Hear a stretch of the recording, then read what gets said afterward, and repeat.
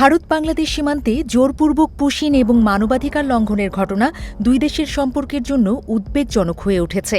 বিশেষ করে বিএসএফের গুলিতে একের পর এক বাংলাদেশি নিহতের ঘটনা দুই দেশের সীমান্তকে কার্যত এক রক্তাক্ত প্রান্তরে পরিণত করেছে। কূটনৈতিক আলোচনার টেবিল ছাপিয়ে সীমান্তের এই সংকট এখন ঢাকা ও নয়াদিল্লির সম্পর্কে বড় ধরনের টানাপোড়েন তৈরি করছে। এশিয়া টাইমসের এক বিশ্লেষণধর্মী প্রতিবেদনে বলা হয়েছে, গত জুন মাসের শুরুতেই মাত্র ২৪ ঘণ্টার ব্যবধানে সীমান্তে অন্তত ১০টি আলাদা পুশিনের চেষ্টা নস্যাৎ করেছে বিজিবি। মানবাধিকার সংস্থাগুলোর তথ্যমতে চলতি বছরের প্রথম ৪ মাসেই বিএসএফের গুলিতে ৪ জন এবং মে মাসেই আরও ৪ জন বাংলাদেশি নিহত হয়েছেন। প্রতিবেদনে ২০১১ সালে কিশোরী ফেলানী খাতুন হত্যার ঘটনাকে সীমান্তে দীর্ঘদিন ধরে চলা সহিংসতার প্রতীক হিসেবে উল্লেখ করা হয়। সীমান্তের এই আকস্মিক অস্থিরতার মূল ভারতের পশ্চিমবঙ্গের স্থানীয় রাজনীতি। গত মে মাসে পশ্চিমবঙ্গে প্রথমবারের মতো বিজেপি সরকার ক্ষমতায় আসার পর থেকেই অবৈধ অভিবাসী তাড়ানোর নামে এক ধরনের রাজনৈতিক উন্মাদনা তৈরি করা হয়েছে। সেখানে ভারতের নিজস্ব কাগজী নাগরিক এবং বাংলাদেশি অভিবাসীদের মধ্যে কোনো পার্থক্য করা হচ্ছে না। প্রতিবেদন অনুযায়ী দিল্লির স্বরাষ্ট্রমন্ত্রী অমিত শাহের নীতি অনুসরণে সীমান্তে দ্রুত কাঁটাতারের বেড়া নির্মাণ করা হচ্ছে। এমনকি যে নদী সীমান্তগুলোতে বেড়া দেওয়া সম্ভব নয়, সেখানে বিষাক্ত সাপ ও কুমির ছাড়ার মতো অমানবিক প্রস্তাবও আনা হয়েছে। কলকাতার এই নোংরা নির্বাচনী এজেন্ডা এখন বিশ্বের অন্যতম ঘনবসতিপূর্ণ সীমান্তে বসবাসকারী নিরীহ মানুষের জীবনের জন্য হুমকি হয়ে দাঁড়িয়েছে। দীর্ঘ ১৮ মাসের অন্তর্বর্তীকালীন সরকারের পর ঢাকায় এখন প্রধানমন্ত্রী তারেক রহমানের নেতৃত্বাধীন একটি গণতান্ত্রিক ও নির্বাচিত সরকার শাসনভার পরিচালনা করছে।